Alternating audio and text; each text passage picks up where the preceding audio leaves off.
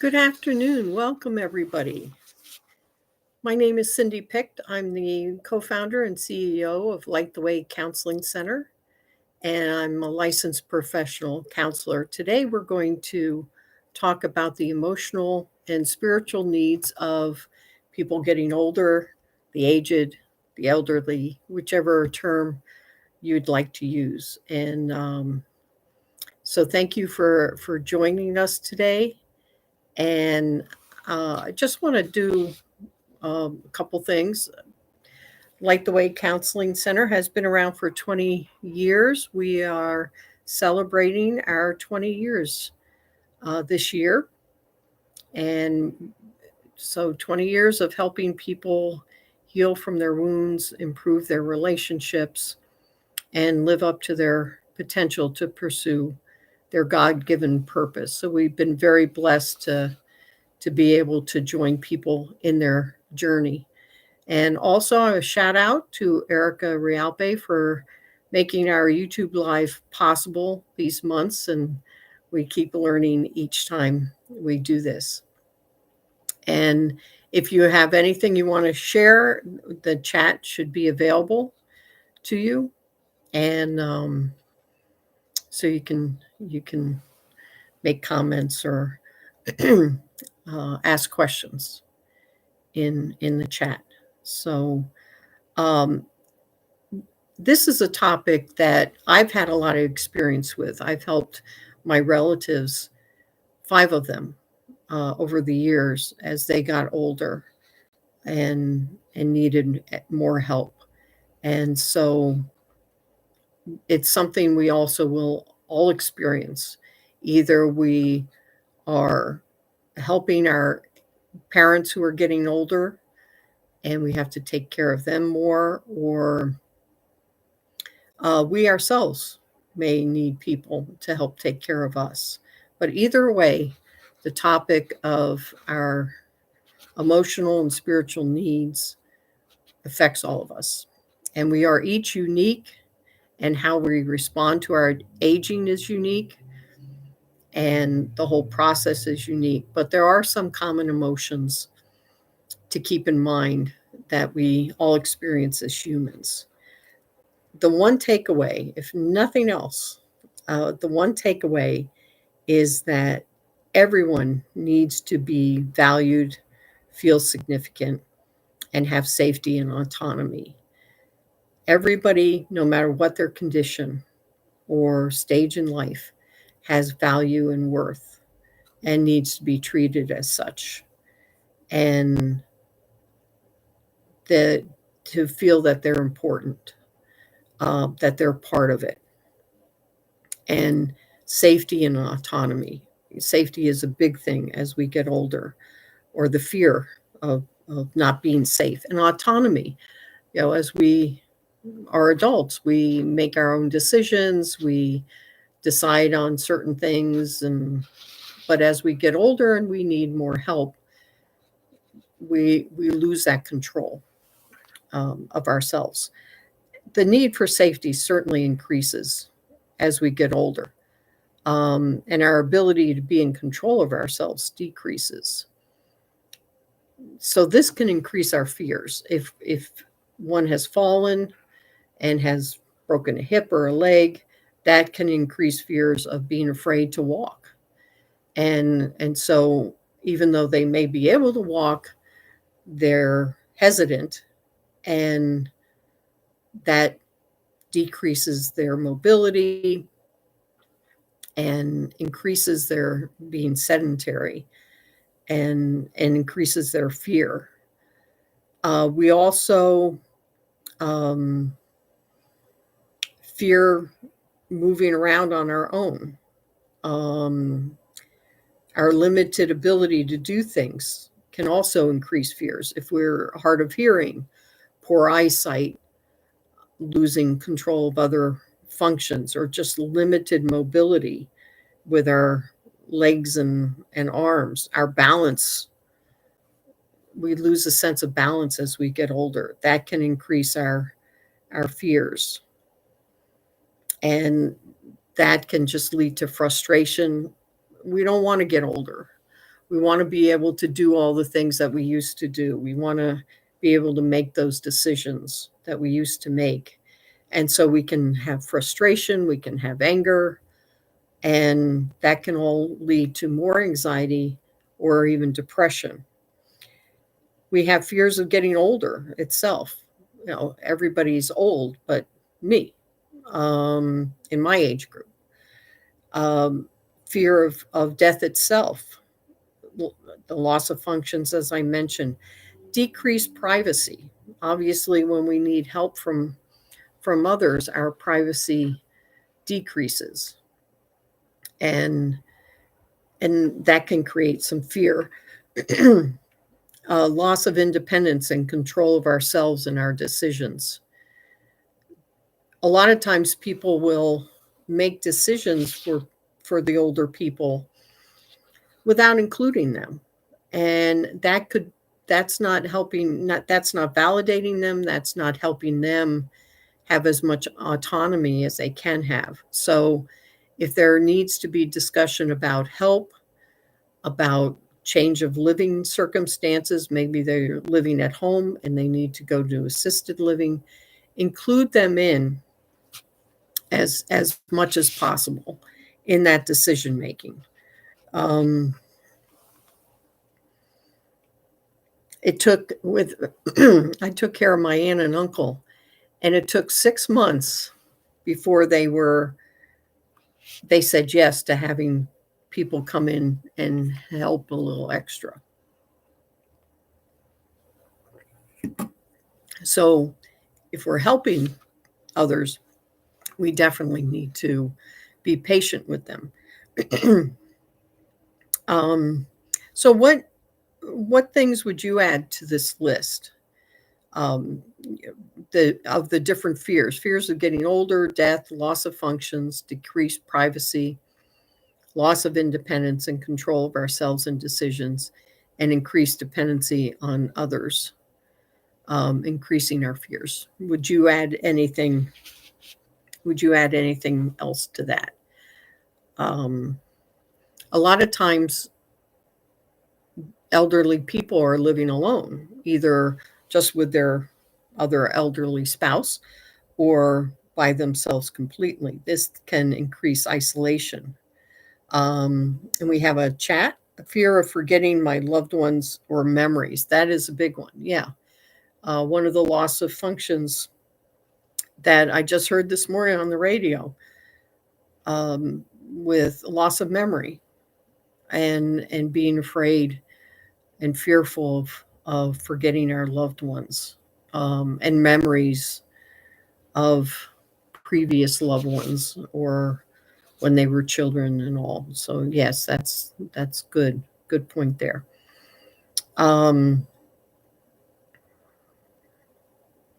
So yeah, so they the fear of being alone, more isolation occurs. My aunt and uncle, again, their routine was to visit her father, and then he passed away, and then it was to visit her sister every night, and church, and that pretty much was their social life, and the library. And so as they weren't able to do those things as much, they didn't want to go to the senior center, they didn't want to do other activities because they never did any before. So it's important for ourselves as well as our loved ones, before they get to the point of being isolated, try to get them to be involved in social activities, whether it be the senior center or the adult education programs or other church activities that they might have. And so, because the more we're isolated, we're social beings. So we need one another. We need to socialize. And if we're isolated, the grandkids won't call as often. The children may not even want to call as often or come to visit. So it gets very lonely, and that can lead to depression and anxiety. So when we're caring for a loved one, we want to validate them. We want to encourage them. We don't want to make demands or yell at them. If we're starting to yell and get frustrated ourselves and taking care of them, we have a problem, not them. Um, as caregivers, we're going through grief. This is not the same person, especially if they're losing their memory. This is not the same person that they were 20 years ago or 10 or 5 years ago. They're losing their functions. They're yeah, they're not the same person. So we're needing to grieve that loss, and that's a continual grieving. And so we can get frustrated that things that they could do, they can't do anymore. I remember a time my aunt's mother-in-law was living with them, and she was losing her memory, and she came out with her slip over her dress, and my aunt just lost it. She got so angry and upset, and there was nothing her mother-in-law really could do. Her memory was going, and back then they didn't have all the resources that they do now. So certainly tapping into resources to help your loved one is good sooner than later. But we always want to be able to respect them, keep them safe, encourage them. And if we're frustrated and starting to lose it and getting angry, we need a timeout, and that's okay. That's normal. Um, and understand what's going on with us. Are we grieving as a caregiver? Are we wanting them to do something that they are not capable of doing? Do we need a break? Are we getting burned out? And so, as a caregiver, getting the support that you need there is also necessary. So, and the earlier in our lives that we can face our fears and develop strategies to overcome our fears and deal with them, the better we can be as we age. So the more skills we have now, the better it'll be. So helping your parents or loved ones be sociable, get involved in different activities, different interests, um, learning to understand their emotions. What are they feeling? Because as we get older, there's losses, and we need to be able to express that. And a lot of times, because of the change of the brain, we may not be able to express our emotions as well. So being patient, um, making sure they're safe. One of my aunts, she had the little walker, and it's like, okay, and she walked all the time, and it's like, okay, let's go out for a walk. No, which is typical, an automatic no. And so taking time, being patient, you don't say, come on, we're going out for a walk. It's like, all right, so I'm going to be right with you. You're going to hold on to the walker. If you need to sit down, there's a little seat. We'll only go this far, and then we're going to come back. That's it, just to get out and move and get some sunshine. And so after a while, she'd be willing to do that. And so um, let's see. Any other things you want to add to what we've been talking about so far? Just add it to the chat. And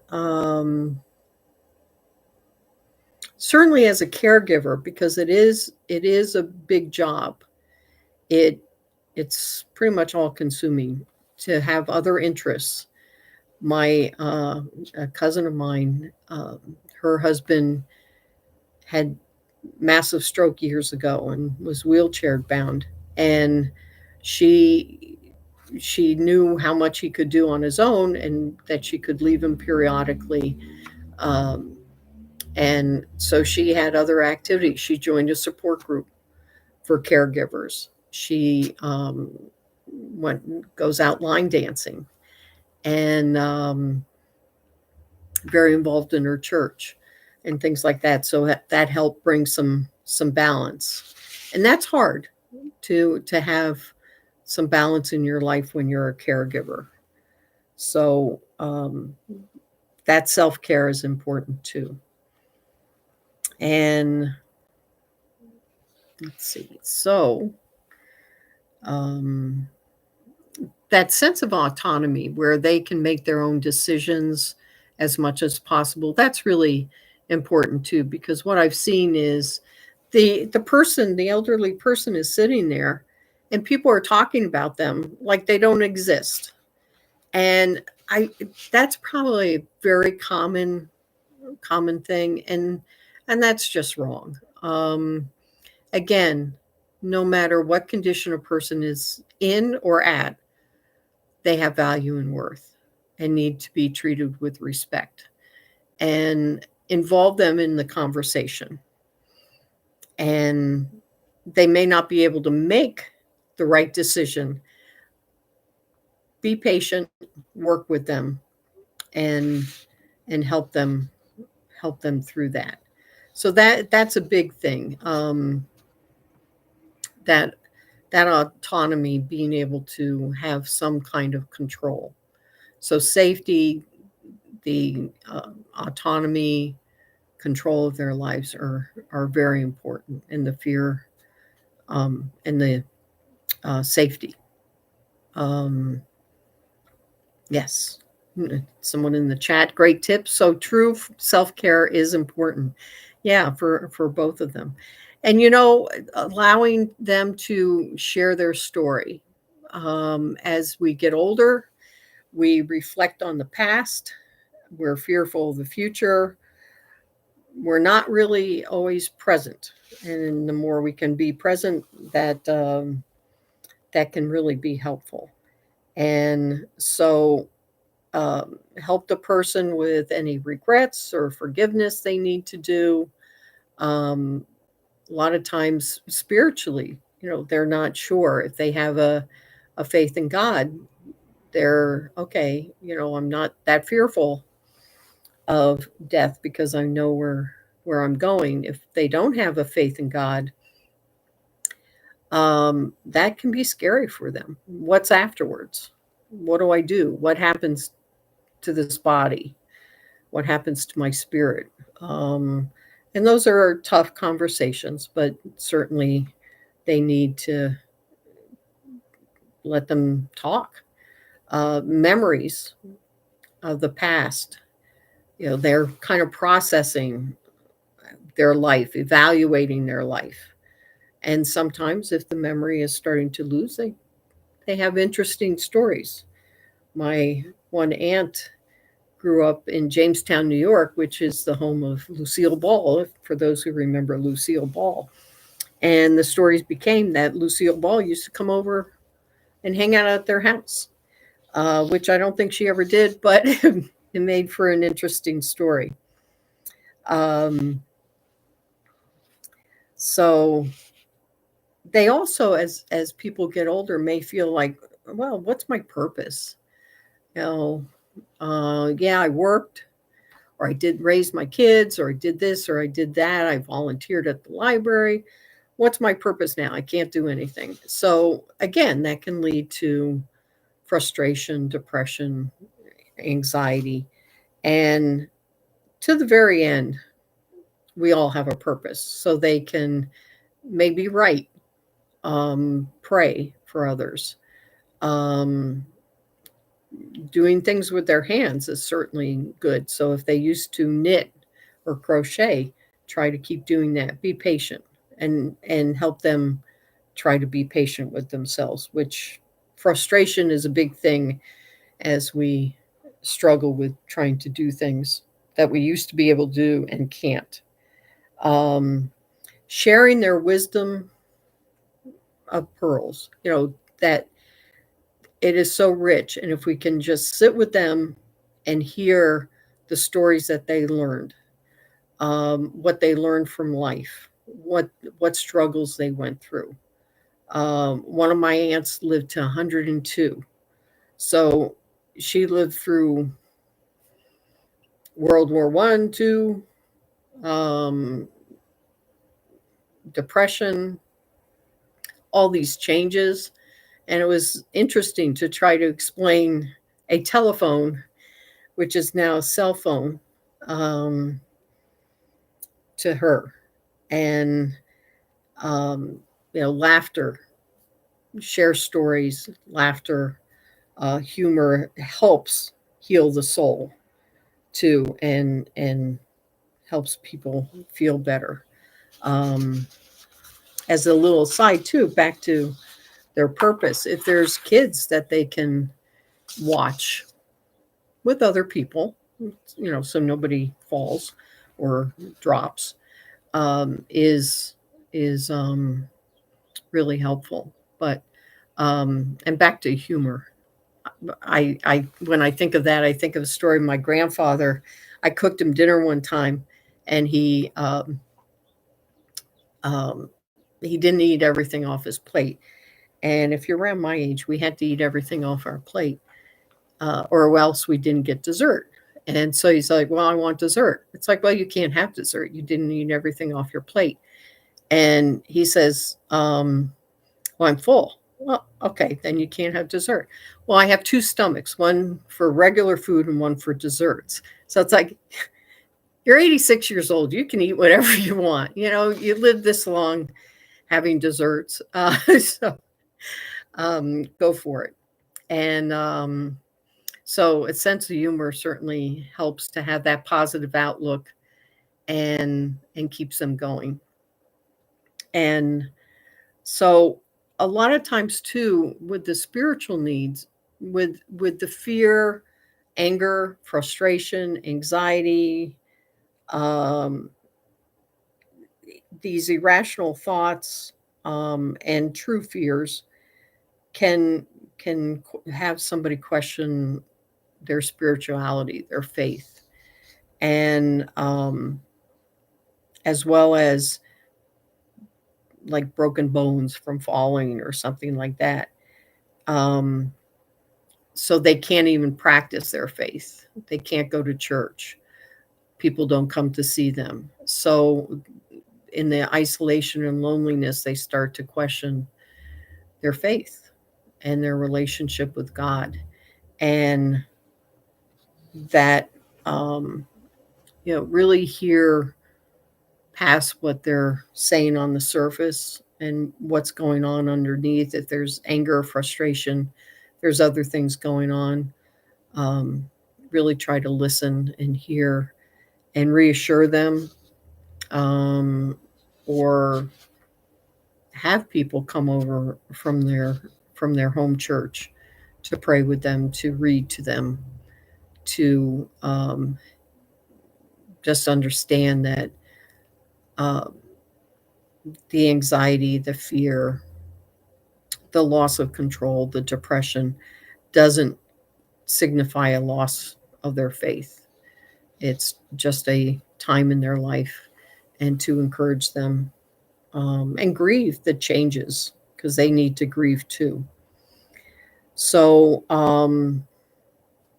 yeah, so again, the main thing, everybody has value and worth and have a need for safety and autonomy as best we can. And um, so we want to help ourselves as well as the loved ones, our parents, our other loved ones, to finish well, to be as safe as possible, to be as healthy as possible, and to start early, developing a good support system, hobbies, social interactions, understand their purpose, and have a positive outlook. So if anybody wants to add any more comments or suggestions or ideas that they might have experienced, please do so in the chat.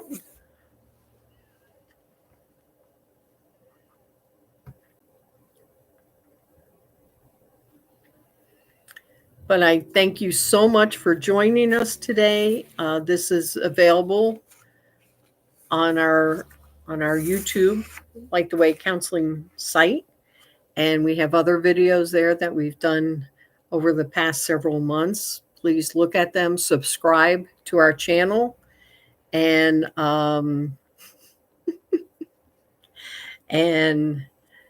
I know the Two Stomachs runs in my family, so a little chat there. And if you'd like, if we can be of any help, please give us a call, 201-444-8103, extension 1 or 2. If you're a caregiver or if you're a person that is struggling with getting older, we can help, whether it be some resources, some direction, or coming in for counseling for a few sessions just to help understand what you're experiencing and what you're feeling. Okay. Have a great day and many blessings to you. Bye-bye.